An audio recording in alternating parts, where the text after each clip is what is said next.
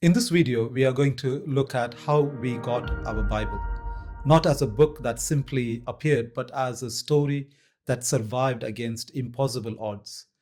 Jerusalem in 586 BC, its walls lie in ruins. The temple, the heart of worship, is on fire.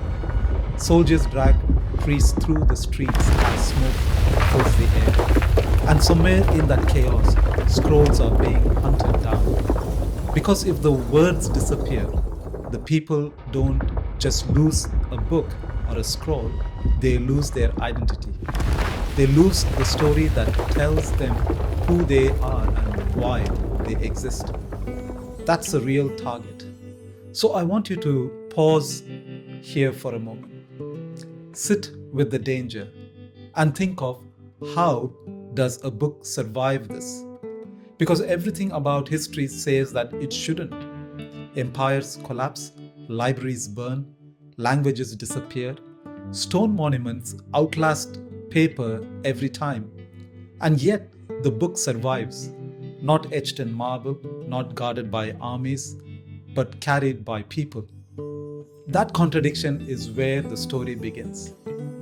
To understand how the Bible survives war, battles, fires, exile, we have to go back long before even ink existed, before scrolls, before scribes, back to a world where God did not write.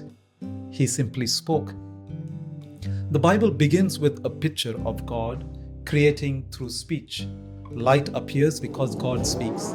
Order emerges because God speaks.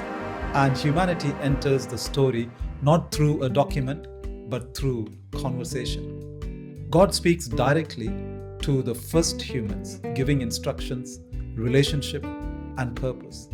There is no distance between the divine voice and the human ear. But that intimacy does not last long. Human beings chose independence over trust. They listened to another voice.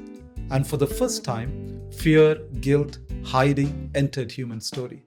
The relationship doesn't end, but it changes. Later, the prophet Isaiah explains what happened in simple terms. Your iniquities have separated you from your God.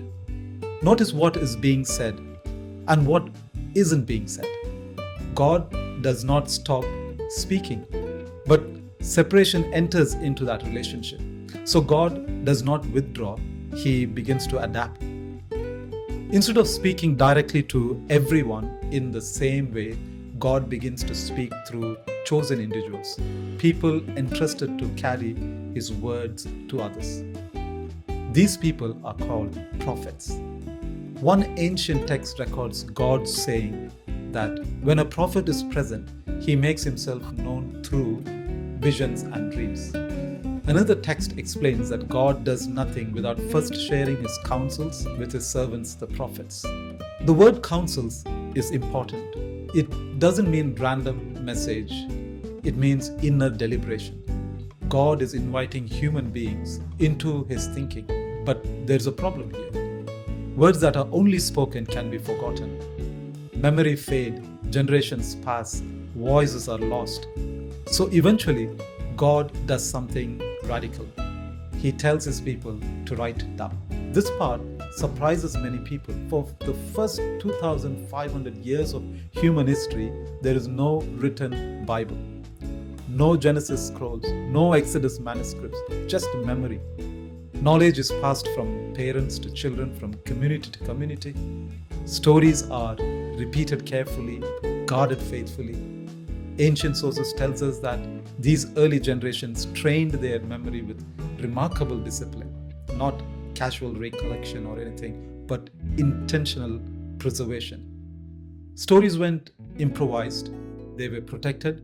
Then comes Moses around 1500 BC. And for the first time, revelation becomes written revelation. What had lived in memory is now fixed in text. That moment, everything changes. From Moses onwards, something slow and deliberate unfolds. Not all at once, not in one generation. Over the next 1,600 years, God builds a library stretching from the story of creation to the new creation. About 40 authors contribute. They come from different cultures, professions, centuries, kings, shepherds, priests, poets, prophets. Yet they all tell one continuous story. The New Testament explains how this is possible by saying that prophecy did not originate in human decision or imagination. Instead, the writers were carried along by the Holy Spirit. The image is deliberate, like a ship moved by the wind. The sailors are active, but the direction is not theirs. Now, let's slow the story down a bit. Picture a scribe around 300 BC. No printing press, no eraser, no margin for error. He copies the scripture one letter at a time, Hebrew letters, each with a numerical value.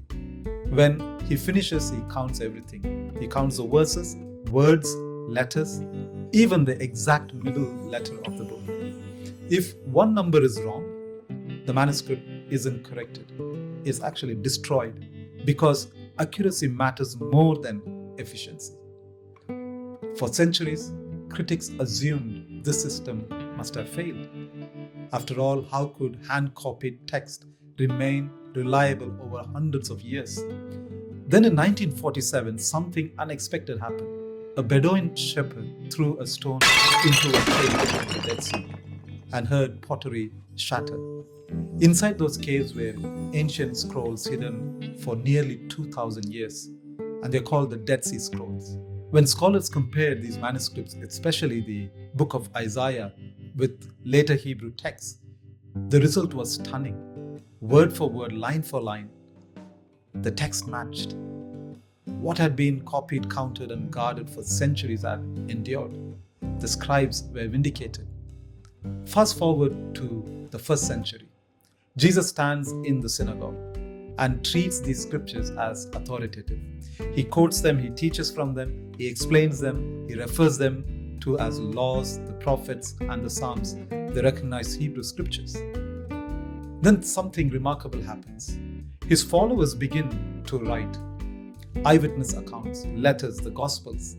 And even while these writers are still alive, their words were already treated as scripture.